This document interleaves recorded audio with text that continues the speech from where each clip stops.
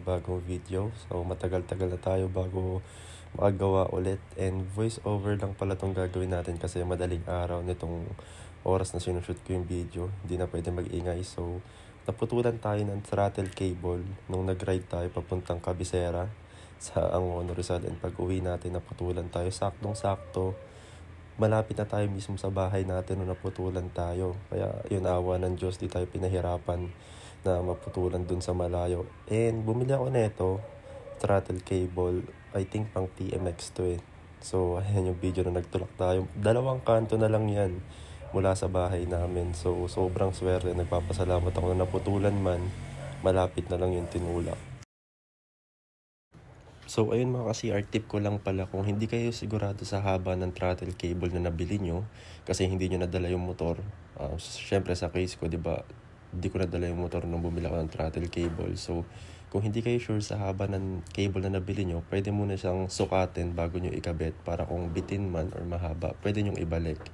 Kasi pag kinabit nyo na yan, tas bitin, dudumi na, baka hindi natanggapin pag binalik nyo. And ayun, nagsimula na tayo dito mga ka-CR. So sa karburador lang, tatanggalin nyo lang yung parang may takip na yan. Pwede kayong gumamit ng katala kung sobrang higpit. So bago magsimula yung video, nilungan ko na to kaya natanggal ko na siya ng kamay lang gamit. So hahatakan nyo lang yan, yung may kable na yan, sa carb yung pinakaibabaw na may takip. So tignan nyo lang, may spring po yan and nandyan yung parang, di ko alam mo, parang may karayom siya eh. So yan yung nag-aano sa throttle. So pagmasdan nyo kasi kung paano ko tatanggalin yung lumang throttle cable, importante to. So tinulak ko lang ng paganyan. Nung lumitaw na yung dulo ng throttle cable, pinasok ko yan dyan sa may siwang or sa may parang line na butas. Kailangan dyan nyo padaanin yung dulo. Ayan no. Sinot ko siya dyan, then dire-diretso lang hanggang tumaas. Tas sa dulo, papasok yung dulo dun sa butas, then sa kanyo matatanggal. So tignan nyo, ulitin ko yan. And ganito rin pala yung pagkabit. Tignan nyo kasi Yara. Ipapasok nyo dun sa butas. Hindi nyo ididiretso ng ganyan ha. Yan, ipapasok nyo siya sa butas, tas pababa. Ganyan magkabit. And pagtanggal, ganun ulit. Papadaanin nyo dun sa linyang butas. Ganun kasi Yara. And pagkatapos, pipihitin nyo lang tong parang takip ulit para matanggal yung kable nung lumang throttle. So yan, ikutin nyo lang yan mga ka-CR, hihiwalay yan. So pa counterclockwise lang, and pag naano nyo na, pag nasagad nyo na yung ikot, hilain nyo lang na tulad nung ginawa ko, then yan, hihiwalay yan. And ganyan nyo rin siya ikakabit mamaya sa bago, ipapasok nyo lang. So ayan yung mga parts, ingatan yung wag may mawala kasi hindi nagagana yung motor natin pag may nawala sa mga yan. So yung spring, yung parang karayom, and yung parang takip. So ito yung bagong throttle cable mga ka-CR. So sa pagkabit ng bagong throttle cable, nasa sa inyo yan kung gusto nyo unahin sa carb yung paglagay o dun sa may pihitan, sa may handlebar. So ako pinili kong unahin ikabit dito sa may carb na part kasi mas madali na lang dun sa handlebar. Pero baka mamaya kasi mahirapan kayo ikutin yung parting sa handlebar pag inunyan na yung sa carb. Pero ipapakita ko naman yun mamaya na hindi naman siya ganun kahirap. So ayan, binaklas ko na yung lumang kable. Tinanggal ko niya yung lining niya. And eto, inaayos ko na yung lining ng bagong cable kung saan ko siya papadaanin para maganda yung pagkakabit or ayos. Hindi yung parang magulo or makalat tignan. Syempre, dagdag pogi din yun pag maayos yung mga lining ng kable natin, no? So yan, dyan ko lang siya pinadaan sa harap ng tangke. May butas naman po yan, makakapakapa nyo po. Easy peasy lang yan mga ka-CR, di kayo mahihirapan.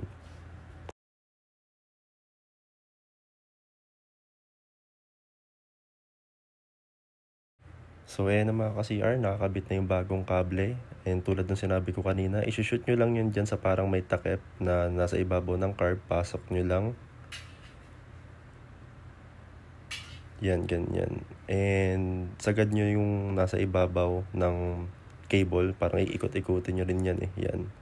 Make sure nyo lang na maayos and mahigpit yung pagkakakabit. So ayan. tinatry ko siyang hila-hilain lang para make sure lang na nagpa-function siya ng tama.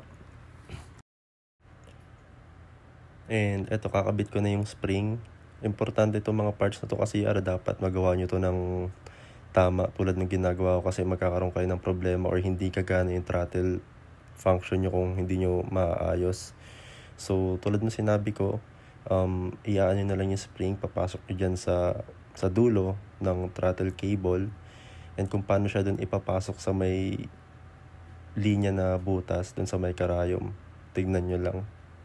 So ayan mga ka-CR, pilit kong hinahatak yung dulo ng throttle cable para mapasok dito sa may parang karayom na part. Hindi naman siya karayom na matulis, nasabi ko lang na karayom kasi mahabang patusok. So ayan, hawakan nyo yung pinakadulo, make sure na maayos yung pagkakalapat ng spring. And tulad nung pinakita ko kanina, yan, ipapasok nyo siya dyan sa butas. Hahatakin nyo hanggang ma-reach yung dulo. Tas yan, automatic na siya nakakabit. Yun po yung tamang pagkakabit kasi kung hindi nyo siya makakabit ng ganyan, hindi po magpa-function ng tama yan.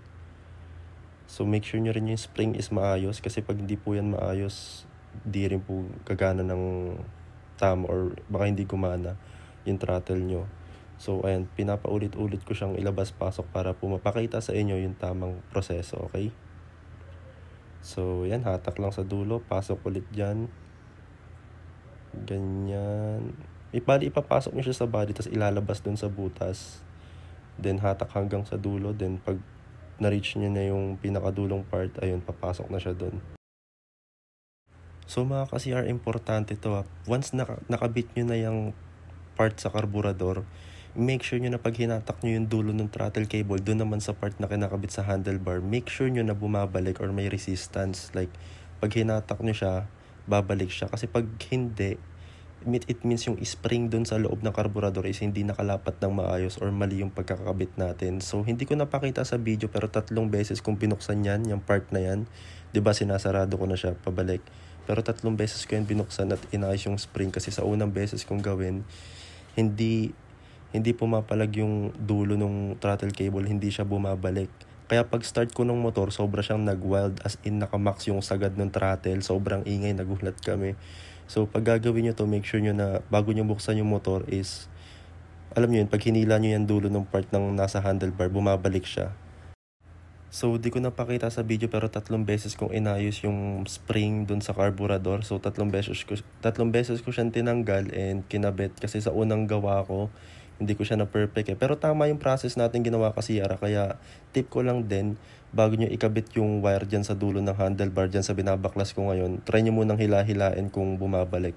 Kasi kung may resistance, tama yun, and kung wala, need yung ayusin ulit yung spring.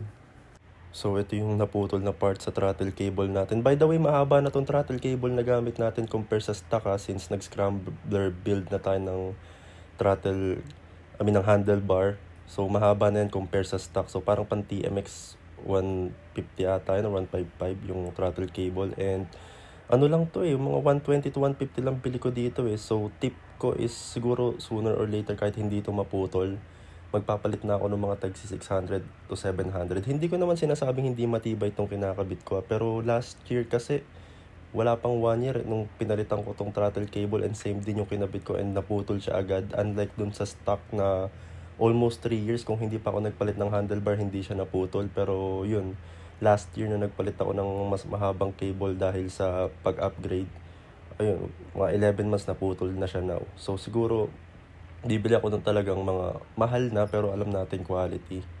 So ayan, kinakabit na siya natin dito sa part na may handlebar. So iikutin nyo lang yan. So yung parang umiikot yan, yung iniikot ko na yan. So magtira kayo ng allowance doon na para makabitan nyo siya ng ganyan. Huwag nyo isagad yung pag-ikot para may makabitan yung parang sing-sing na yon.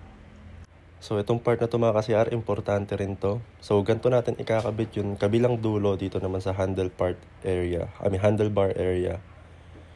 So make sure natin na walang mga dumi or alikabok para walang sagabal.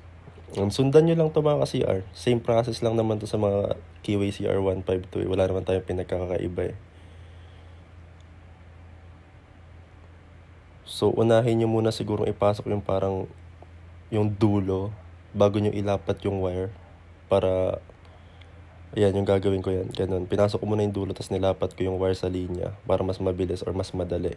Then, saka na natin i-align ng maayos yung mga parts.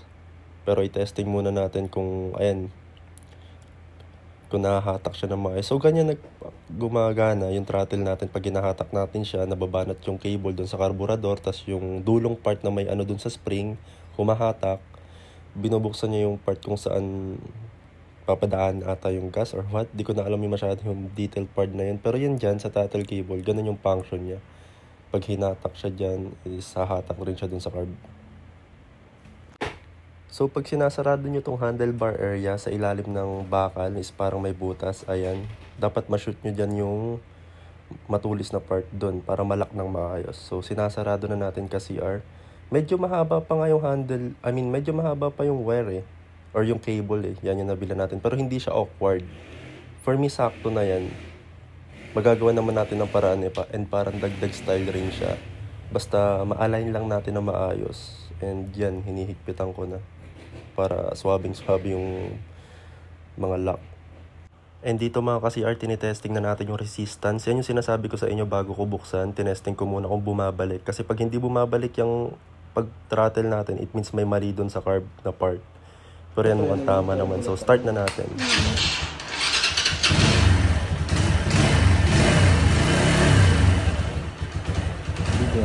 Doon ka sa ano po?